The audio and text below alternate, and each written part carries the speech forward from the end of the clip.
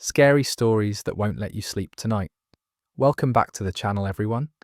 I hope you're ready for tonight's video because we're about to dive into some of the most terrifying stories that have been shared online. These are the kinds of tales that will make you question everything you thought you knew about reality. Stories that will stay with you long after you've finished listening. So get comfortable, turn off the lights if you dare, and prepare yourself for the scariest stories that will not let you sleep tonight. Story 1. Attention, unidentified passenger on board. I'd taken the train from Delaware to DC many times before, 7:53 p.m. out of Wilmington, arriving at 9:36. The tickets were cheap and the train was mostly empty around that time. It was perfect. Tonight was no different. I sat in the window seat as usual reading as the train rocked gently back and forth. About 20 minutes into the ride, however, the intercom came on overhead. Attention, unidentified passenger on board. I looked up. Huh? Unidentified passenger? I glanced around the car. There was only the middle-aged woman I saw when I got on. Several rows back. She was looking up, confused. What the hell? The voice overhead was different too. It wasn't the usual, garbled man's voice. It was a woman's, monotone and robotic. Do they mean like some kind of serial killer just got on or something? My stomach dropped. Wouldn't they say something more extreme though? Like, hide, we're making an emergency stop? This almost sounded like they were announcing someone hadn't paid for their ticket. I glanced to the front of the car where the LED marquee was. Instead of listing the next station stop, it said, Unidentified, passenger, unidentified, passenger, unidentified, passenger. The letters scrolled past over and over, jittering orange pixels. Maybe they mean someone a Russian spy or something. Or maybe it was just some sort of glitch. I stared at the orange letters. Unidentified passenger. I texted my boyfriend. The train's saying there's an unidentified passenger on board? Really weird. It's got to be fake, right? Or should I get off? He replied instantly. That's really weird. Maybe get off. I can take the next train up to you. Where are you? I pulled up maps and checked our location. We were just a few minutes from Aberdeen. After hesitating for a second, I grabbed my bag. It probably is just some glitch or something, but I'm not going to be some sitting duck. I turned to the aisle. A woman was standing right in front of me, the middle-aged woman from the back of the car. I jumped, banging my head on the overhead luggage rack. Sorry, I didn't mean to scare you, but do you know what's going on? She asked. I shook my head. This has got to be a joke or something, right? What do they mean, unidentified passenger? I don't know. I'm getting off just in case. I slipped past her into the aisle and started for the vestibule between the cars. Good idea, she said. She hurried back to her seat and started grabbing her things. I pressed the button for the door and stepped into the vestibule. The metal floor shook underneath me. The landscape outside the train was pure black, except for a single small light twinkling in the distance. The door behind me opened and the woman stepped in, clutching her bag close to her chest like a shield. I'm supposed to be at my daughter's wedding tomorrow morning, she muttered, messing with her ashy blonde hair. We just got back on good terms, if I'm even a minute late. I glanced at the window into the next car. It was empty, except for a single man near the front. I could just see the top of his head poking over the seat. He wasn't packing his stuff, or even moving. Maybe we're overreacting, I thought for a second. No, this is how people get hurt. Not changing their plans when the alarm bells start going. As soon as something is off, you get out, period. My mum had taught me that a long time ago. The train wobbled and shook. Lights grew in the distance, twinkling through the darkness. We were approaching. I stepped closer to the door, staring out the little square window. The lights grew larger. The concrete platform rolled into sight, the squat brick building, the dark windows, silver sign, Aberdeen Station. We blew right past it. I stared out the window. We just passed the station. No. What? Really? I nodded. Before I could say anything else, the intercom clicked to life. Attention passengers, please remain in your original train car for the duration of the ride. Thank you, the woman's voice again. Monotonous, slow. What the hell? The woman whispered. I glanced through the window into the next car. The man was still sitting there, completely still. No, wait, not still. As the train took a curve, his head bobbed and lolled on his shoulders, limply, as if he were... I ran back to the door of our train car, slammed the button. The door shuddered open, and we slipped inside. That guy... There was something seriously? I could barely choke out the words. I know. Do you think he was... She couldn't bring herself to say it. It kind of looked like that. I glanced back at the door, into the vestibule. It was still empty, but the marquee above the door now read, "Stay in your car, stay in your car, stay in your car." What do we do? I pulled out my phone and dialed 911. The woman and I began talking at once. On a train? Someone's dead. It won't stop. Just past Aberdeen. The operator said she'd get someone out to us. But deep down, I knew. What could they possibly do? If whoever was driving the train wouldn't stop? How could the police intervene? Set up a blockade? Possibly kill us in the crash? I stared out the window. Golden lights flew by, clusters of suburbs, disappearing back into the darkness. I swallowed. You can't survive jumping out of a moving train, can you? I don't think so, at this speed, she replied. Silence pressed in on us. We should hide in the bathroom, she said. It has a lock. It'll keep us safe. It says stay in the car, I said, pointing to the marquee, and you trust whoever it is putting that up. The bathroom doors are flimsy anyway, I said. If someone wants to get us, they will. I closed my eyes, running my hands down my face. Could we just be freaking out over nothing? Maybe that guy, maybe he was just sleeping. Maybe they passed the stop for some other reason. Maybe it really is just some glitch. The lights overhead flickered, and then went out. What the fuck, I whimpered.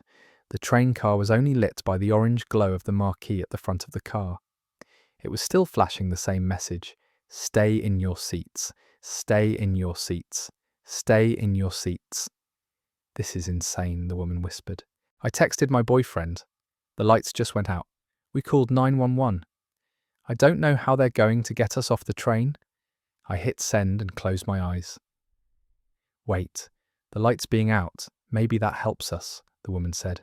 We can hide better. What are the chances he'll find us in the entire train? She crouched down. I don't think we can fit under the seats. There are benches at the back. I bet we can fit there. I slowly felt my way through the darkness of the car, pressing my hands into the cloth seat backs on either side. We reached the last aisle, where the seat configuration had been altered to have benches facing each other, with a space in the middle. I squeezed down into the space between the seats, then shuffled under the first bench. The woman did the same, squeezing under the second. I felt too hot. The rug scratched my arms. The metal of the seat pressed against my head.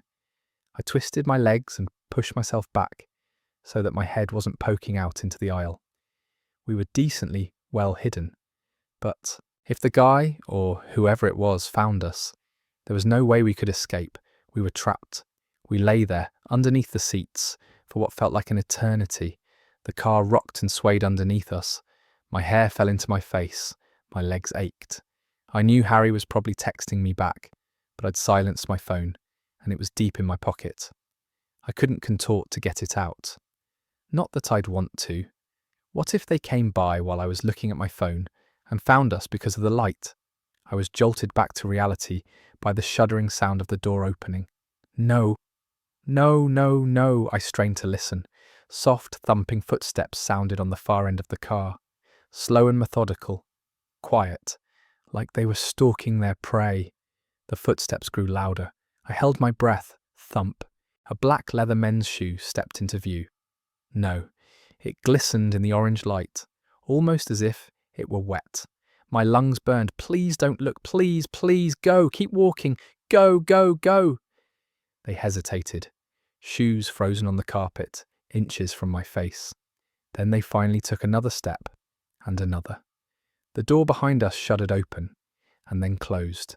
I let out my breath, out in short, silent little bursts, then sucked in another breath as slowly as possible. They passed us. We're okay, we're fine. I turned my head to look at the woman. Tears were rolling down her face as she stared back at me. "It's okay. He didn't see us," I whispered. Her mouth hung open. Her lips trembled. "It's okay," I whispered again, but she didn't even blink. That's when I realized she wasn't staring at me. She was staring past me. I turned around. My blood ran cold. There was something at the door, pressing its face against the window, fogging up the glass. No, the person that just passed us, wasn't it? That was just another passenger, trying to stay quiet, trying to hide, maybe even the guy we thought was dead. It was that thing in the window, eyes pitch black, skin ghastly white, barely lit in the flickering orange of the marquee, which now read, "Don't run, don't run, don't run." That was the unidentified passenger. The woman crawled out from under her seat. "No," I whispered, but she was already slamming her hand on the door open button. It slowly shuddered open, and she began to slip through it.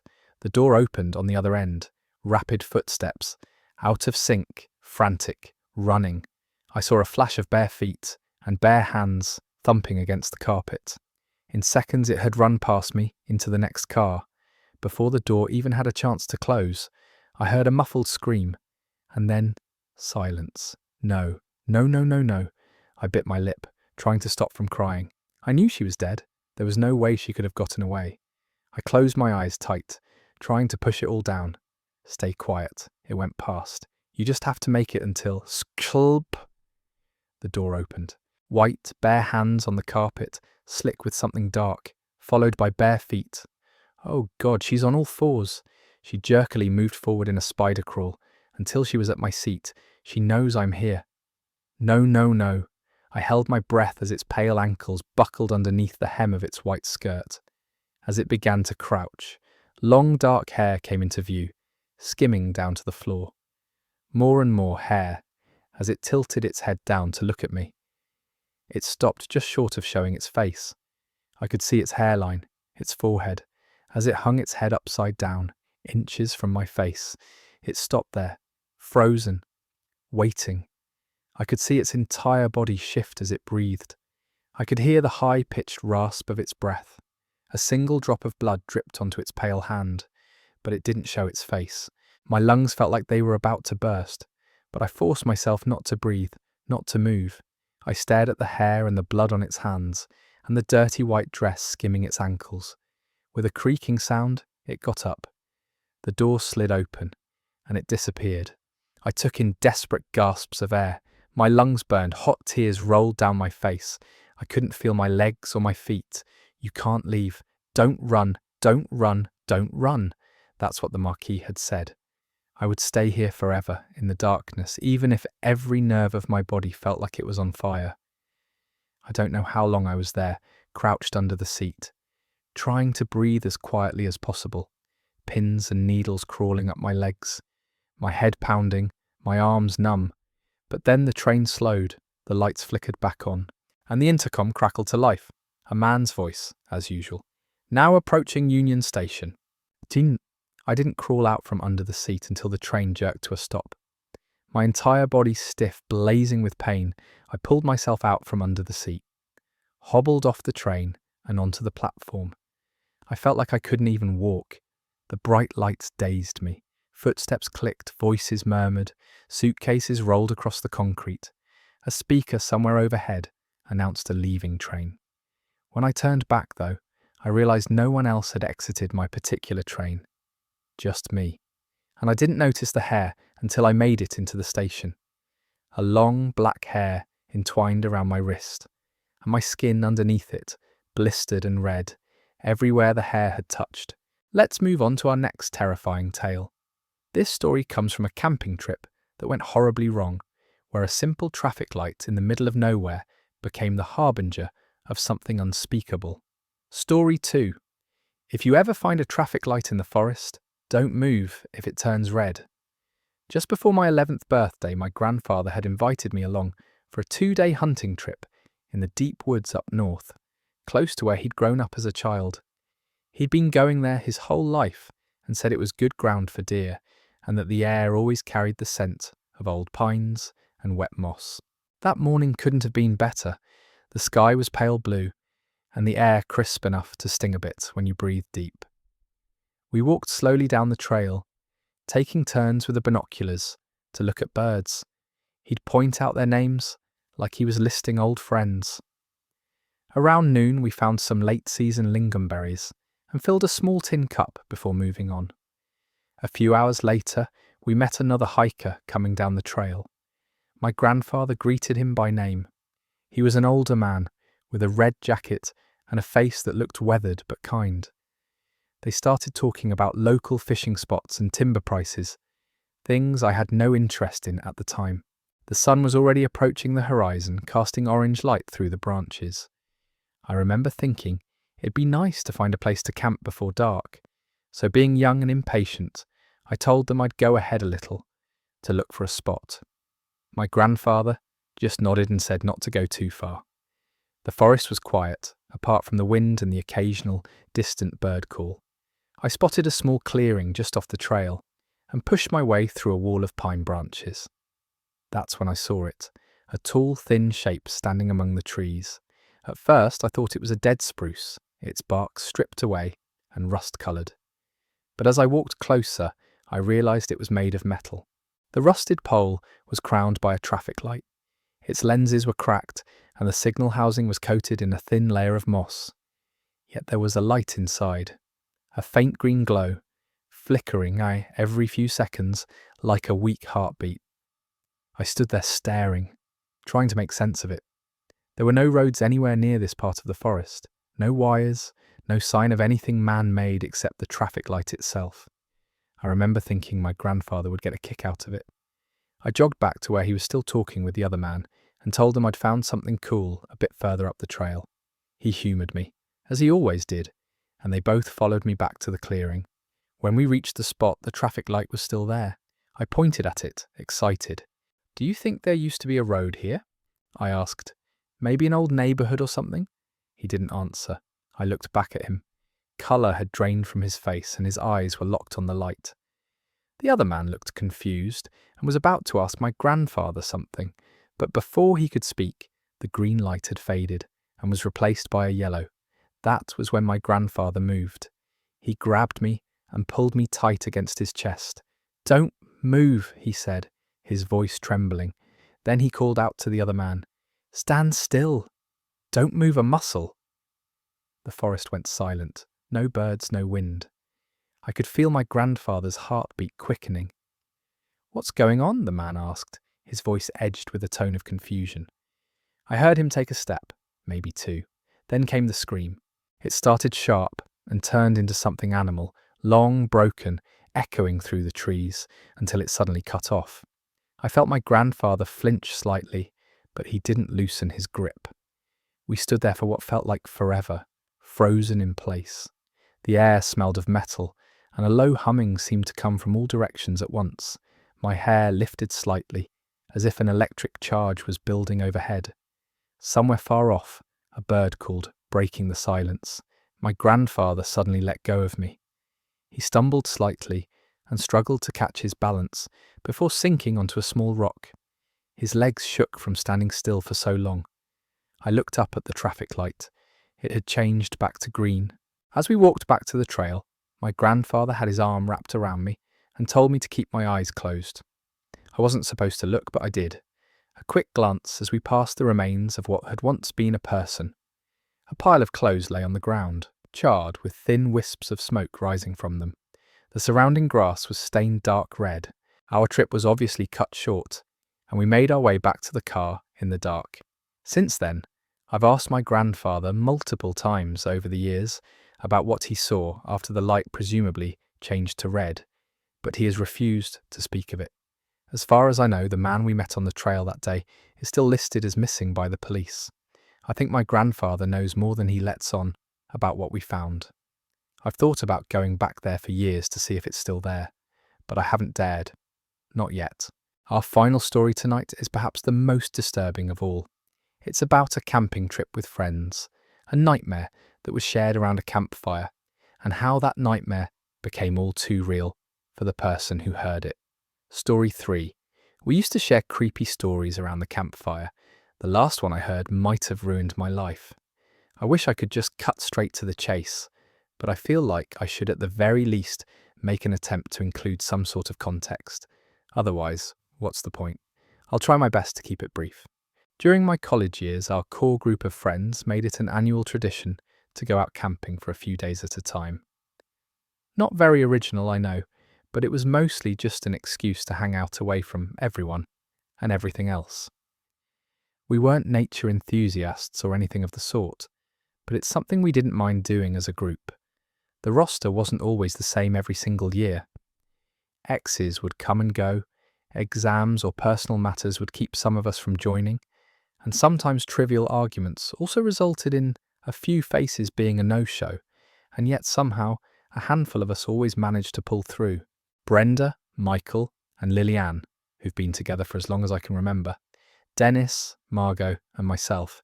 It definitely became harder to schedule things once we all graduated, but we made it work.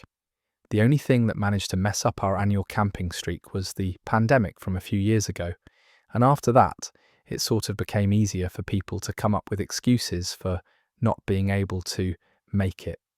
We still chatted semi-regularly and hung out from time to time, but that was it. But this year, it was different. Either the stars aligned themselves, or maybe we'd all gotten to a point in our adult lives where we were starting to feel some serious nostalgia for simpler times that aren't that far back into the past, even though there are days where it definitely feels like it. So the 6 of us marked down the dates on our calendars, and we made it happen. 2 days, 2 nights. Seemed simple enough, just as it used to be. We never really pre-planned any special activities unless there were some specific points of interest near the area worth checking out or whatever. But one thing we always did was tell scary stories around the campfire on the first night. Sometimes during the second night as well, if some of us were feeling particularly inspired, whether alcohol played a part in it or not. I'll leave that to your imagination. To be honest, I don't think any of us ever really managed to truly scare anyone with our stories. Some of us, myself included, would try really hard, but more often than not, what we thought was scary turned out to be just an uneven mix of funny, illogical, and campy elements, poorly strewn together. Light on goosebumps, but great for laughs, which wasn't all that bad. This year, it was different, and as you might have guessed from the title of this post, I'm currently typing all this out due to what happened on that first night. But before I get to it, there's one more thing I need to mention. As far as I, Brenda, Michael, Lillian and Margot were concerned, this trip had been planned with only 6 people in mind. But when Dennis finally rolled up to our meeting spot, late as usual, we were all taken aback by the fact that he had brought an extra person with him, someone he had never mentioned in passing to anyone, and who, by the looks of it, was apparently tagging along for the entirety of our get-together out in the woods. Her name was Liz. Now, if this had happened during our college years, I can imagine how this could have been a lot more awkward, having a random person intruding in our group and potentially ruining the solid pre-established dynamic between us. But we're not kids anymore, and more importantly, we simply aren't as up-to-date as we used to be when it comes to each other's personal lives. Not that it's any excuse to not let the rest of us know that, oh, by the way, I'm bringing someone you've never met before, please be cool. But I think the rest of the group quickly got over it, because they seldom get the opportunity to meet new people. And seeing as this is Dennis we're talking about, I think the gang just instinctively made the decision to try and make Liz feel as welcome and included as possible. Maybe I would have felt the same if it weren't for one thing. I had talked to Dennis on the phone the night before about the trip and some other pointless stuff that's not even worth bringing up. And not only did he never hint at this Liz person or anyone else coming along, but he also sounded perfectly normal. But the Dennis we met on that day seemed a little cagey and distraught to me. Maybe he was embarrassed by the whole ordeal, to a point where he could hardly look me or anyone else in the eyes. Maybe his girlfriend, if that's what she was, had forced him to invite her against his will, or something. Something about it felt weird to me, but I kept it to myself, figuring it would be in everyone's best interest, especially Dennis's, to avoid asking uncomfortable questions and stirring unnecessary drama which is the one thing we always try to leave out of these trips. We made some small talk, a quick inventory check to make sure we weren't missing any essentials, and then proceeded to walk on foot for a couple of hours or so before reaching a decent enough spot where we set up our tents, right before nightfall. Here's what happened next. After getting a decent fire going and pouring ourselves a few drinks, we figured the time had come to sit down and once again take turns sharing some creepy stories, just like we used to. I don't think everyone was particularly enthused by the idea. Maybe they felt like they had grown out of it. Still, you could tell everyone made an effort, to varying degrees, to humour one of the very few traditions that our group somehow managed to keep alive after all these years. Even if the stories turned out to be awful, maybe they could still work as an icebreaker of sorts to help Liz better acclimate herself to the group. Margot, who sat on my left, went first. She recounted a mildly unsettling incident that happened to a friend of hers, who was the victim of a stalker for a couple of months after their initial interactions through dating apps fell through. Last she heard, an arrest had been made, but as a story, it didn't really bring anything new to the table. Just some guy being a creep, the usual. Then came Brenda's turn, who was sitting to the left of Margot. She pretty much offered a recap of a film she thought was obscure enough for the rest of us to not pick up on, something that prompted Michael, the hardcore horror enthusiast of the group, to lightly grill her over once she was done. I remembered a time when calling her out in a similar fashion would have made her pack her things on the spot and leave, and for a second I worried that Michael's harmless jab might have been sufficient to ruin the mood, if not the entire weekend. To my surprise, Brenda chuckled, raised her glass of gin and tonic in the air, and said, "All right, you got me," before downing her drink, pretending like that was an actual punishment for her deception. "Why don't you go next then? Let's see what you got, nerd," she playfully said. Michael, who sat to my right, grinned as he straightened himself and rolled up his sleeves, as he was the type of person to never waste an opportunity to terrorize his friends, especially when he had their full attention and their consent to do so. Before he could proceed with whatever demented story he had cooked up just for the occasion, Dennis chimed in. "Actually, would you mind if she goes first?" he asked, without either looking at Michael or motioning for someone in particular, although we naturally inferred he meant Liz.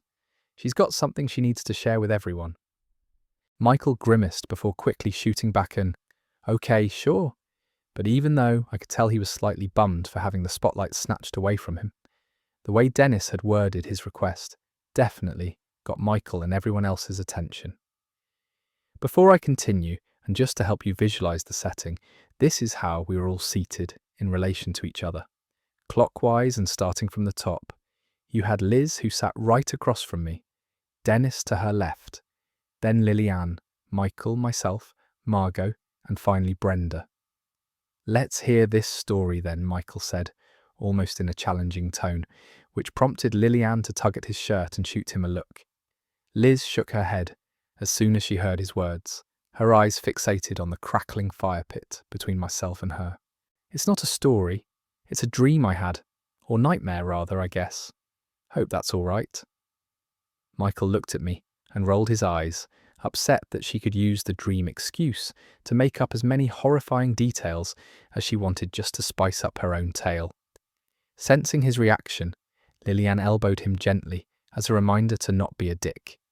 Everyone else gave her the okay in a heartbeat, but you could tell that the mood had shifted a little, no doubt in response to Liz's serious demeanour, as well as the prospect that she could be on the verge of unloading some very personal things onto a group of strangers instead of sharing a simple, silly, scary story.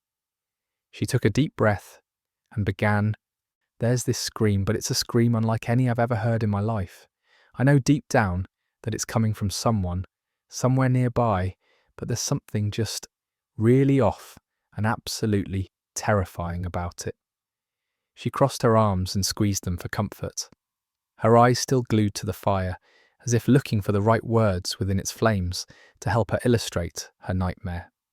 "I've never heard anything like it in real life, or in any movies or games or whatever. It's not really calling for help, it's just a visceral cry of pure horror and pain. And the reason it terrifies me to my core is because my mind can't even begin to imagine what could be causing this indescribable amount of agony. And the sound dash dash. She raised her hands and placed them on her face, briefly covering most of her features except her eyes. It's so loud that it rattles my bones, and it doesn't stop. It just keeps going, and I'm just frozen in place, unsure of what to do. I know this person needs help, but I can't find the courage to go look for them because I'm afraid of what I'll find. Afraid I'll see a scene so horrible my own brain won't be able to rationalize. I'm so afraid and so sick to my stomach, more than I've ever been in my entire life, of finding out what's causing that scream. But the more it goes on, she began to shake her head, very slightly. The more it goes on, the more I start to wonder how it can possibly still be going. I know that it's a dream, but something about it feels real, and it doesn't make sense to me that this person hasn't died yet, or at the very least passed out, or destroyed their vocal cords from such a prolonged, pained cry caused by whatever is being done to them. And I think that's when it hits me. She paused for a few seconds, her lips quivering. Maybe it's not a person at all. Maybe something's trying to lure me in by mimicking the exaggerated sounds of someone in need. Or maybe it really is a person whose impossible pain is being inflicted at the hands of someone or something. She took a deep breath and slowly let out a big sigh, and for a moment it seemed as if she was actually getting teary-eyed. I know she said this was a dream, but I didn't think anyone present was actually buying her story, though it was hard to ignore her commitment to the bit and how palpable her emotions felt. She continued, "So I decide to go look for the source of the scream. I can't really explain it, but it's like a flip is switched in my brain. It's just something I know I have to do, something I'm supposed to do. Maybe I've finally fallen for its spell, and I'm being led to my demise, or maybe something in me decided that, at the very least, I should check to see if someone needed my help. Or maybe morbid curiosity simply won over. Maybe a combination of those options seems more likely, since I'm really not that good of a person." The corner of her mouth slightly twisted itself into a smirk, but I don't think anyone else caught it, as she quickly pressed on. So I start walking through the woods. It's night time, and I can barely see anything, to a point where I think to myself that I won't actually be able to get anywhere. It's a comforting thought, as much as I hate to admit it, because it would mean that I wouldn't have to face whatever's out there all on my own. And then I realise that I don't really need to see. Not when that goddamn scream seems to be pulling me towards it, growing ever louder whenever I happen to take one more step toward its direction. Next thing I know, I've arrived at a clearing, and there's a small black cabin in front of me. The door is wide open, or rather, broken off its hinges, as if whatever's inside has been waiting for me all this time. And even though it's very dark out, I can tell that not a single window has any glass panes in it. Whether they were smashed before my arrival, or never there to begin with, I don't know, but I don't like it. "Why?" Lillian asked in a low, hushed tone, a clear indicator that she was genuinely terrified by what she was hearing, as if the way she was latching onto Michael wasn't enough of a giveaway. Liz didn't seem bothered by what was, surprisingly, the first interjection someone had made since she'd started recounting her nightmare. In fact, she was so unbothered and unsurprised that her vacant stare didn't even meet Lillian's, not even for a brief second just to acknowledge her. Because the door is wide open and the windows aren't shut. Whatever's happening inside, whoever is responsible wants me to know that they have all the power, all of the control, and that there's no escape from what looks to be, at first glance, just an unguarded cabin with no one in it. I know that I could be walking into a trap. I know that I won't be able to leave from the moment I step inside, and I know that I could be moments away from seeing or experiencing pain and suffering on a level that shouldn't be possible. But I've come this far, and the other thing is that the scream has become so impossibly and unbearably loud the closer I got to the cabin that I just want it to stop, no matter what it takes, even if it means I have to walk in and take its place. A part of me is very much against the idea of proceeding, but my body continues to move all on its own, because it too knows that all of this has to stop, and that it won't stop until I see this thing to the end, whatever this is. So I walk in, and something happens the moment my foot crosses the entrance's threshold. She paused. That ungodly, piercing sound just disappears. Like that, she snapped her fingers. Like something just erased it from existence, gone without a trace, not even leaving a single echo behind. I should feel relieved, but the deafening silence that replaced it might honestly be even worse. It's so heavy and so absolute that I thought my own hearing might have been taken away as well, either by the scream or by whatever snuffed it out. It's bad either way, because deep in my gut I know that whatever's inside the house knows that I'm here, and cancelling out all other sounds is its sick way of rolling out the red carpet just for me. I know I should just leave, and I probably could if I wanted to, when I turn around the doors still there, open, letting a very faint breeze in. I even take a step towards it, and realise no unseen force is keeping me in place. I could just go and disappear into the night. So why don't you? Margot asked. Liz shrugged. Maybe the screams would return, although I don't think they would. Then why? Margot insisted, visibly upset that someone who wasn't even her friend would put herself in danger in a scenario that wasn't even real to begin with. Because I need to know what brought me to this place, and for what purpose. I need to know what happened here. Don't you? No one answered. I scanned everyone's faces as best as I could. The girls were evidently terrified, while Michael was so absorbed and leaning forward that it's a miracle he hadn't fallen face first into the fire pit just yet. Dennis, on the other hand, barely seemed like he was there or paying any attention. The fact of the matter is, most of us were invested in her story by this point, so it's only natural that we wanted to see it through. Hell, I would have been the first to laugh my arse off if all of it had been leading up to a terrible joke, or if she hit us with a "to be continued" before revealing to us that she's a screenwriter who's still fleshing out the story. If only. Okay, so you walked in and, Michael said, eager for Liz to continue, and completely oblivious to how unsettled his own girlfriend was by his side. Liz didn't seem to care either. I walk in, and I know deep down that nothing can prepare me for whatever's waiting for me inside. I keep on walking until I reach the entrance to the only room that seems to have a faint source of light coming from it. There aren't any doors in this house, but I don't bother peering into any of the other pitch-black rooms, because I know there's nothing there. The room with the light is the one where I'm awaited. I keep my eyes glued to the floor, wanting to delay facing the inevitable for as long as possible. I can't make out anything other than my feet and the old wet floorboard, but I can feel it in the air, that something's in there with me, maybe just out of my field of vision, waiting for me to look up and finally acknowledge it. She paused, and no one dared to make a sound. And then I looked, and before I could even begin to process what I was seeing, before I could let out a scream or react in any way, I felt my mind shatter and crumble almost immediately from whatever it was that I saw and smelled in that room. I can't really describe the scene to you, only my primal sense of revulsion, which scrubbed off those impossibly abominable, unspeakable images from the very fabric of my being. But some traces remain. She lowered her head, looking down at her lap. If I try real hard, I can see the room and feel on some level that I know what's in there and that I know what happened, but I can't bring myself to put it into actual words.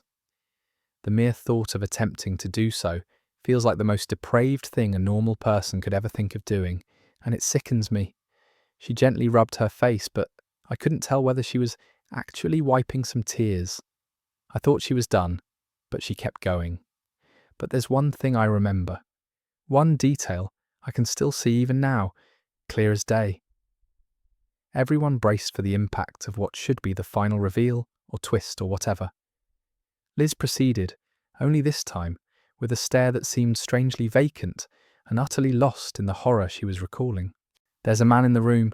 I can see his face, and his abhorrent expression is all I need to know that he's the one responsible for whatever horrors took place inside the cabin. He's the one who caused all that impossible screaming. He's the one who made me come all the way out here for some sinister reason, and I know who he is. I recognize him." She paused again, having become slightly more agitated over the course of this last stretch of her story. I don't know if I felt sorry for her and wanted for her to just be done with it for her own sake, or if I'd grown impatient with how she seemed to just be edging us. Either way, I blurted out, "Who is it?" and she immediately shot me a piercing look. I'm not sure if this was the first time she actually looked at someone directly from the moment she began telling us her story, but something about the unrelenting intensity in her unwavering, unexpected stare made me deeply uneasy. A small gust of wind blew in, putting the dying fire out of its misery. "It's you," she said, with a voice that trembled not with fear, but with a profound, venomous ire. My stomach dropped, and I felt my entire body suddenly become coated in cold sweat. "It's you," she repeated, with an increased level of repulsion that only I, the person on the receiving end of such vile and imaginary accusations, could perceive. One by one, everyone else slowly turned their heads towards me. For a moment, I genuinely thought that surely one of them was bound to break character sooner or later, and burst out laughing about how they had succeeded in both creeping me out and pranking me. But no one said a word, and I couldn't even think of anything to say as I tried to make sense of what had just happened. We just sat there in silence. Margot eventually got up and said she was going to sleep, which prompted everyone else but Liz to do the same. When Brenda asked Liz if she was okay, she said that she was, but that she'd stay put for a little longer before going into her own tent. They all just left the two of us there without addressing me directly or commenting on Liz's dream and my own involvement in it, according to her. Even without the fire between us as a light source, I could tell that her gaze was still fixed on me. The more I tried to make sense of this situation, the angrier I got, but I tried to not let it show. Why would they go through all of this trouble to make me feel like shit, and even recruit the help of someone none of us really know, just to make me feel even more uncomfortable? I understand wanting to pull a prank, but this was beyond anything anyone from our group ever thought of pulling. This was on a whole other level, and I couldn't even think of what I could have possibly done to anyone that could begin to justify this twisted setup. But the absolute worst part is no one being bothered to let me in on the joke, even after its punchline, and being perfectly content with leaving me in the dark, figuratively and literally, even if it meant completely destroying my disposition for the rest of the weekend. Why would they do this to me? And how could every single person in our group go along with it, and with such a straight face? I was angry, yes, but also deeply hurt by the insensitivity and senselessness of it all. But I didn't say a single word. If that's what they wanted, I wouldn't be giving them the satisfaction so easily. I briefly stared back at Liz, who still sat on her end of the makeshift log benches we hastily put together, looking right back at me. She had nothing else to say, and neither did I, so I got up and went back to my own tent without saying a word. For all I know, she sat there for the entire night. I'm not sure if I actually got any sleep, because by the time I came to, I was still as furious as I was the night before. It was almost 10 a.m. when I checked my phone. We hadn't agreed on a set hour to wake up or anything. Usually we just allowed ourselves to sleep in for as long as we wanted. Then we'd cook breakfast, or lunch, depending on the time of day, and eat the meal before carrying on with our loose schedule. I couldn't hear any kind of noise outside, which got me thinking I was probably the first person to wake up. I figured I might as well go for a morning walk in an attempt to clear my thoughts, knowing it probably wouldn't be of much help. Maybe upon my return, they'd finally come clean about the whole ordeal, and even though a part of me would undoubtedly still resent them all for it, at least I wouldn't have to spend the rest of the day being pissed about it. When I unzipped my tent to step outside, my heart nearly stopped with the scene I was met with, and for the second day in a row, I was at a loss for words. Not only was everyone else already up and about, they were all just standing there, with their gear and bags fully packed and ready to go. I don't know what bothered me the most, the fact that they all somehow got up, got dressed and packed their things without me taking notice, or that they were all just standing there, silently staring me down and sort of visibly annoyed, as if they'd all been waiting for ages for me to do the same. With the exception of Liz, who stood the furthest away from my tent, everyone else was facing my direction. "Yeah?" I asked, with my head poking outside of my tent. "We're going somewhere," Michael said. "Yeah," I added, frustrated, but also hoping to elicit a similar response from any one of them. "Yes," Lillian replied. "We're just waiting on you." "Cool," I said. "You can wait." I zipped up my tent and tried to gather my thoughts before actually starting to pack my things. They weren't chatting outside or making small talk of any kind from what I could hear, but I did get the feeling that they were circling me, as if wanting to ensure that I wouldn't be making a sneaky exit of some sort without them noticing. Maybe it was just my imagination, but if they were that hell-bent on keeping up the charade, so would I. It took me a few good minutes to get all my stuff together, but I didn't exactly rush it either.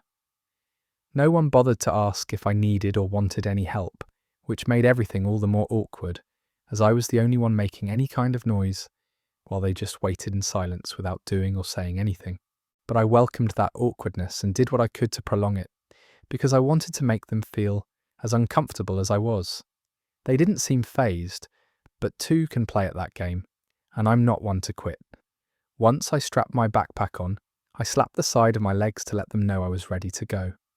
Liz briefly looked in my direction, without actually meeting my eyes this time, and then she started walking. One by one, the others turned away from me and began following her steps without a word. They were probably counting on me inquiring about where we were headed or something, so I didn't. I just followed along as the last person of the group, all the way at the back. It was around 10:40 a.m. when we got moving, and by noon we were still walking. Whenever I stopped to drink some water or tie my shoelaces, they would also stop seemingly in unison, regardless of the distance between myself and the rest of them. After a further 30 minutes of walking, I removed my backpack and sat down on a nearby overgrown tree stump, not giving a rat's ass as to whether everyone else would just keep on walking without me. Much to my dismay, they immediately halted their pace and turned towards me, some facing me completely, others side-eyeing me, all but Liz, who kept her back towards. I let out a small scoff, inaudible to anyone else but me, and I chuckled. I rubbed my hands together, stretched my legs, then reached into my bag for some snacks, which I ate without a single care in the world. I was delighted not by their taste, but by how much my actions were likely pissing them off to some extent. I gave no signs that I'd be getting up on my feet anytime soon to proceed with the hike, and after 10 minutes or so of me slowly stuffing my face, I was almost convinced that they'd just wait it out in silence, but I was wrong. Brenda, the one closest to me, spoke up. "You can do that later," she said. I didn't look at her. Instead, I slowly, loudly crumpled in my hand the foil packaging of the snack bars I'd just eaten, and after putting them away somewhere in my backpack so as to not litter the area, I brought my right hand up and cupped my ear towards her, pretending I didn't hear what she said. A long pause followed. "I said you can do that later." "Where? When?" I asked. No answer from her or anyone. I shrugged and pulled out another protein bar, and for the first time since we left our camp, I sensed actual hostility coming from the people I thought were my friends. Before I could tear up the package, I noticed that Dennis had started walking back towards me, and I didn't realise until after the fact that my hand instinctively went for the pocket knife I kept in one of my front pockets. I was already on my feet by the time he reached me. "We have to go," he said. "Go fucking where?" I shot back, loudly enunciating each word right in his face. Brenda, Margot, Michael and Lillian took a noticeable step towards me. I'd done my due diligence a few days prior to the trip and looked up what sort of hiking trails and other points of interest might exist in the area, because I knew no one ever bothered to really look at those things in depth. I always did my homework more out of curiosity than anything else, because I figured it would be cool to actually have places to visit and to be the one that actually found them for the rest of us. But whatever path Liz had us walking on wasn't one I was familiar with. Even after looking at the handful of screenshots I'd saved on my phone, I still couldn't tell where we could possibly be headed. This was all no doubt part of their big prank, whatever it entailed, but I was done playing along. Whatever this was, It wasn't worth the time, or the effort, or the incessant gnawing sensation I had in the pit of my stomach. They took another step. "We're almost there," Dennis whispered, as his warm morning breath filled up my nostrils. "You will see." I used my tongue to dislodge some bits and pieces of the protein bars still stuck to my teeth, right before spitting the load right over Dennis's shoulder, barely missing his face. He didn't flinch or blink. "Nah," I said. I looked into his eyes and could swear that he was just about to take a swing at me. But before I could take any measures to protect myself, a sudden loud noise completely derailed my train of thought. At first I thought one of them had tripped over and hurt themselves as they were making their way towards me, but one quick look at the rest of the group, and I could tell they weren't the ones making that sound. That awful, distant sound of someone screaming as if their guts were slowly being pulled out while the soles of their feet were set ablaze. Liz's story and all of its eerie details immediately flooded my mind. What the fuck? I don't know how they pulled it off, or how many more people they got to tag along, but I couldn't stand how it was making me feel. I wanted to shout at them to just turn it off, but that god-awful scream sounded so real, so desperate, and so goddamn loud that I could barely form a coherent thought. Not one of them seemed bothered or distressed by it, and I could just tell from the way my insides were doing backflips and the way my own brain was firing off all sorts of signals that what I was hearing couldn't possibly be a recording of some sort. It was real. "Someone needs our help. We have to go," Margot said. I looked at her. Someone I thought I knew whom I'd known for a number of years, but I didn't recognize her or any of them. Not really. Not completely. Not anymore. I then looked at Liz, who remained distant enough from where I stood that I couldn't quite make out her features. I'm not entirely sure of what happened next, but I remember bolting in the opposite direction. I didn't even think of grabbing my backpack. I just ran out of there as fast as I could. I must have looked back a single time as soon as I took off, and I noticed that, for some strange reason, not one of them had begun pursuing me. They all just stood exactly where I'd left them, but the same thing couldn't be said for the scream, which loudly threatened to follow me to the ends of the earth. My body was on autopilot while my brain kept thinking of the worst possible shit that could happen to me in the middle of nowhere if for some reason I couldn't find my way back. I ran until my legs almost gave out, and by that point I was nearly out of the woods. The sky was clear, my phone was still working, and I was finally starting to recognize some local landmarks, and while my ears were still loudly buzzing, the scream itself had dissipated at some point without me noticing. Despite being mentally scarred, I was physically unharmed.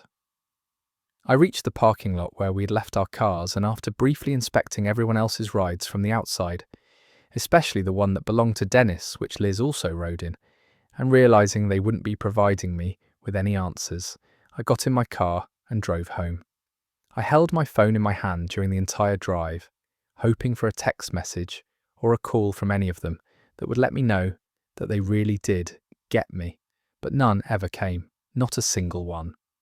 I have, however, gotten calls and texts from friends and relatives. They haven't heard from them, and their respective places of employment are also inquiring about their unplanned and prolonged absence. I wanted to believe that they were all in on it as well for whatever reason, but I know that can't possibly be true. I've had to deal with a number of calls from some very concerned parents, some of which I've actually known for a number of years and met in person a few times, and there's a kind of genuine parental concern that you just can't fake. I didn't really know what to say or how to explain what had happened, so I either said something had come up and I had to leave early, or that they had decided to prolong their trip in a way that didn't really suit me. I don't think anything I said constitutes a lie, but I know how bad this looks, and I know it's only a matter of time until law enforcement gets involved. I've barely slept since I got back, and to say that I'm scared shitless of what might happen next to me would be an understatement. I'm sorry if this all sounds insensitive, but I know I did nothing wrong. I've reread everything I wrote here a couple of times, and I know for a fact that's how everything went down. I wish that whatever happened during that night didn't happen, but it did, and right now, I can't afford to be worrying about anyone else but me. 6 people are gone, or at the very least they have yet to show any signs of life. Their phones are still on from what I've been told, but no one is picking up any of the calls. When asked if I'd tried contacting them myself, I lied and said that I had, when in reality that's the last thing I want to do, because something tells me that they would pick up my calls. The exchange I had with Dennis's mother was by far the most unnerving, because when I told her about his friend Liz that he had brought along with him, she said this was the first time she was hearing that name. Furthermore, his mother actually visited him the day before. She baked some goods for him to bring for everyone, and spent the night at his place before seeing him off the next morning when he came to meet us. And never, at any point, was there a young woman riding in his car or a mention that he'd be picking someone else along the way. I've known Dennis and his mother for a long time, and I know that they've always been pretty open with each other about most things, especially after his father passed unexpectedly from a very aggressive illness a few years ago. So who was this Liz? Where did Dennis pick her up, and why? What did she want? Or what did she hope to achieve, and why was I her target? I don't have the answers to those questions at this time, but my mind keeps drifting back to that weird story she told us. And for the worst possible reason, too. You see, I doze off every now and then, never enough to a point where I feel like I've actually rested for a bit, but long enough for me to find myself in some dark woods, all alone, while a distant shrill rolls in with the wind and becomes clearer and louder the longer it takes for me to wake up.